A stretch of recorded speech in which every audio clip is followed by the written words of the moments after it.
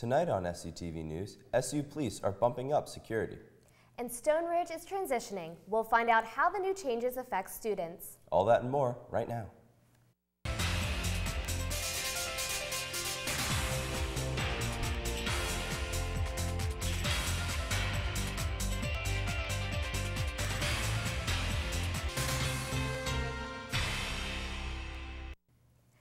Thanks for joining us on SUTV News. I'm Marina Barnett. And I'm Avery Quinn.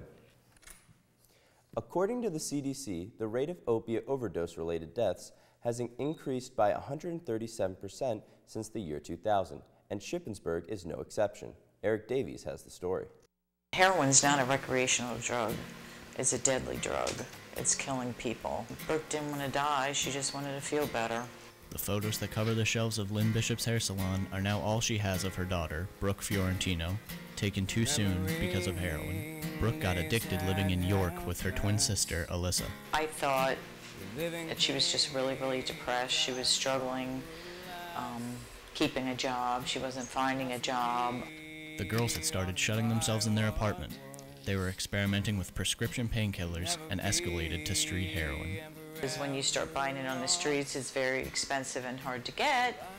And heroin, unfortunately, is very cheap. It's like $5 to $10 a bag.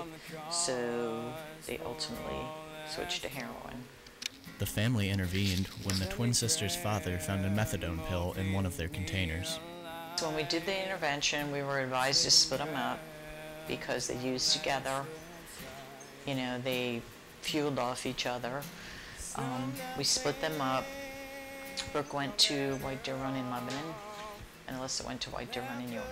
It was here that the girls seemed to be healing. Brooke did really, really well. She stayed sober for 9-10 months, and she relapsed. And then she went back to detox, and she couldn't stay for rehab, so she chose to go back to a recovery house in York. And she left there early and then went to a friend's house and used and died of an overdose. It was February 24th, 2015, when Brooke passed out and died on a friend's couch and was neglected there for 4 hours before anybody called 911. More than 300 people attended her funeral. And unfortunately, the drug is so addictive that 2 girls that came to Brooke's funeral died after that from heroin overdoses. Brooke graduated from Gettysburg Area High School in 2006 and Shippensburg University in 2010 with a degree in communications journalism. Her funeral's guest book is a written reminder of the senseless loss brought on by heroin addiction. She was very outgoing, loving, and kind. She was also daring and adventurous. She liked to have fun. But Brooke's sister Alyssa will never share that fun again with her twin. Though now clean, she joins their mother in speaking out and raising awareness about the heroin crisis. Eric Davies, SUTV News. For more information on getting help for heroin addiction, go to sutvnews.com. The Shippensburg University and State Police are on a high alert after a faculty member received a threatening letter in the mail. While the email sent to the campus community indicates the police haven't verified the threat, the police are increasing security around campus through commencement. The U.S. Postal Service is also aiding in the investigation. If you have any information or see anything suspicious, contact SU Police. Getting housing in Stone Ridge Commons has always been a little confusing, but Eric Davies hopes to clear things up. For the 2016-17 academic year, living in Stone Ridge Commons is both an on-campus and off-campus option. Next year, in the fall 2016, the University Housing and Residence Life will co-manage Stone Ridge Commons with the University Foundation. We are going to have students living on the first and half of the second floors, and the Shippensburg University Foundation will have students living on half the second, the third floor, and the fourth floor. The University Foundation will take over the entire building starting in the fall of 2017, but they have already started making some changes. If you are renting from the Shippensburg University Foundation, we have redesigned the apartments, or I would say renovated. We brought in an alum and he is a specialist in paint colors and interior design, and he helped us choose, I believe it was 3 sets of new colors, and there'll be we're in the process of picking new furniture, new living room furniture, and we have added additional lighting, permanent lighting in each of the apartments.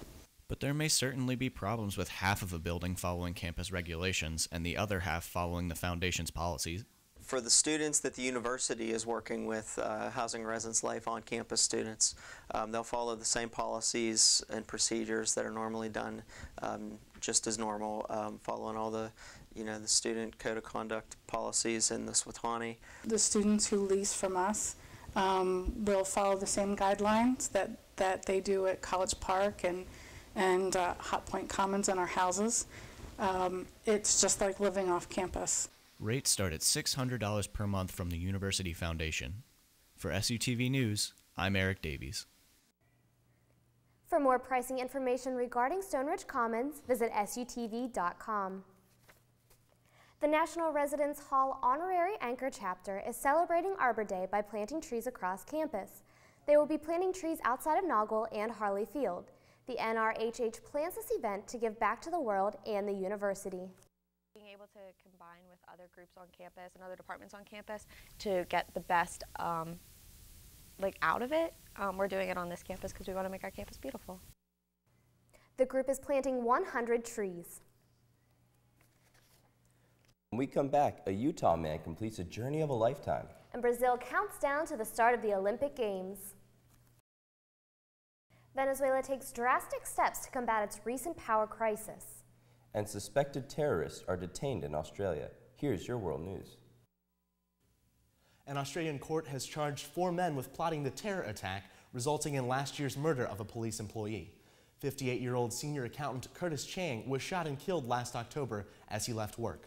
The New South Wales Joint Counterterrorism Team said the 15-year-old gunman was killed in a gun battle with police following the attack. The suspects had already been charged with other terror-related offenses. The Venezuelan government is imposing a 2-day work week for public employees in the wake of a power crisis. The government initially instituted a 4-day work week and 4-hour rolling blackouts. But President Nicolas Maduro says water levels at the dam supplying Venezuela with 75% of its electricity are precariously low. Critics of the president say mismanagement and lack of investment by the socialist government are to blame. With just 100 days until the opening ceremonies of the Olympic Games in Rio, 62% of the tickets have been sold. Construction continues on key Olympic venues as the clock ticks down. Brazil has been caught in a corruption scandal and a global health crisis overshadowing the Games. Organizers fear the negative publicity will result in lower attendance. The 2016 Summer Olympic Games begin on August 5th.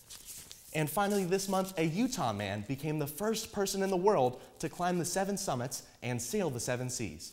Adventurer Martin Fry completed his journey earlier this month by sailing across the Pacific Ocean. Fry's journey began on African safari, prompting him to include scaling Mount Kilimanjaro in his trip. After 11 years and thousands of miles of climbing and sailing, Fry hopes to use his story to motivate others to follow their dreams. That's it for this week's World News. I'm Marshall Keeley. When we come back, find out how you can kick back and relax before finals week. And if you're willing to lose some sleep this weekend, you could win a pair of Beyoncé tickets. I'm thinking that all of these April showers have to bring May showers, or May flowers. I hope you're right. Let's send it to Drew with the weather. Don't let the showers get you down next week. The comfortable weather in store will keep you relaxed during finals. Tonight, cloudy with showers and a low of 43. Cooler temperatures for your Friday with rain showers and a high of 55. In the 5-day, temperatures stay in the mid-60s for a comfortable weekend. Partly cloudy skies on Saturday and thunderstorms with a high of 64 Sunday. To start off your last week of classes, stay under your umbrella because precipitation is expected. Monday, thunderstorms with a high of 67 and rain showers move in for Tuesday and Wednesday with highs in the 70s. Good luck during your finals week. Study hard and have a great weekend. Well, it's been 2 long weeks, but I am back to serve you some entertaining news. SHIP's student-run radio station, WSYC, is kicking off Up All Night this weekend, their annual 24-hour broadcast. Darby Sells has the story.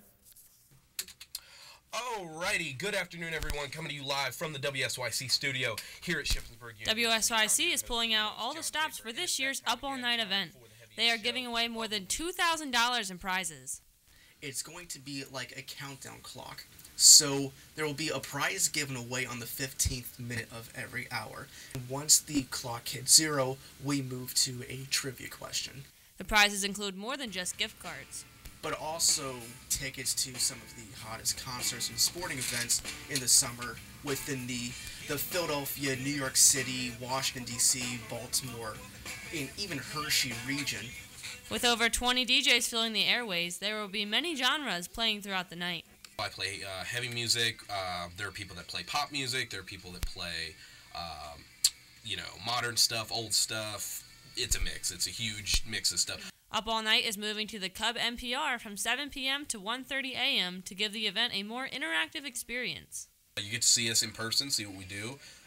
Say you're not in WSYC, but maybe you've thought about it. Maybe you want to see what kind of stuff we do. Definitely come out, check it out. You get to see DJs live, and you can win stuff. Who doesn't like free stuff? You can tune in to WSYC on air or online at wsyc.org or download their app off iTunes. Up All Night will begin at noon on Friday and continue until noon on Saturday. For a list of prizes being given away, go to sutvnews.com. The pressure is on, but APB is here to help you relax leading into finals week. Helps students relax, it gives them free stuff to do, and honestly distracts them, even if it's just 5 or 10 minutes from everything that's going to be happening next week. Already this week, students could make stress balls and DIY coloring books. On Saturday, APB hosts Schools Out for Summer Bingo. Summer Bingo. There's lots of prizes that students would enjoy. I think it'll be lots of fun. It'll feel like a cookout or something. So I think that's what they can look forward to. They sound like little things, but they can make a difference. Check out sutvnews.com for what new events APB will be hosting this fall. Fuse hosted Quad Fest on Wednesday. Ray Shungle has more.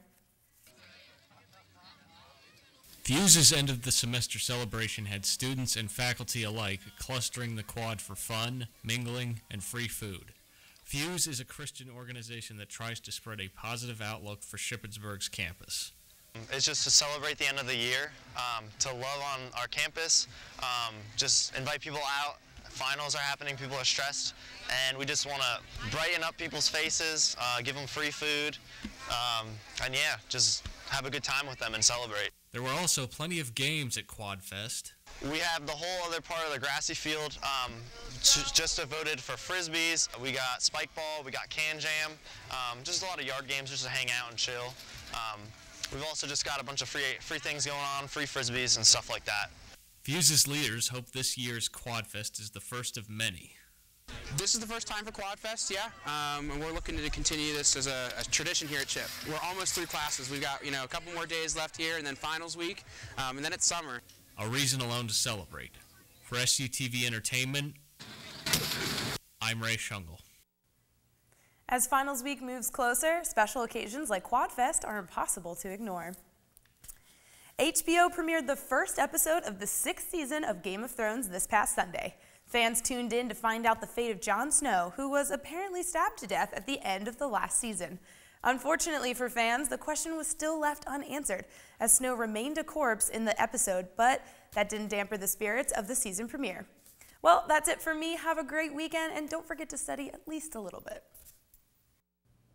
When we come back in sports, baseball knocks off the #1 in the nation. And men's outdoor track sweeps the PSAC Player of the Week awards.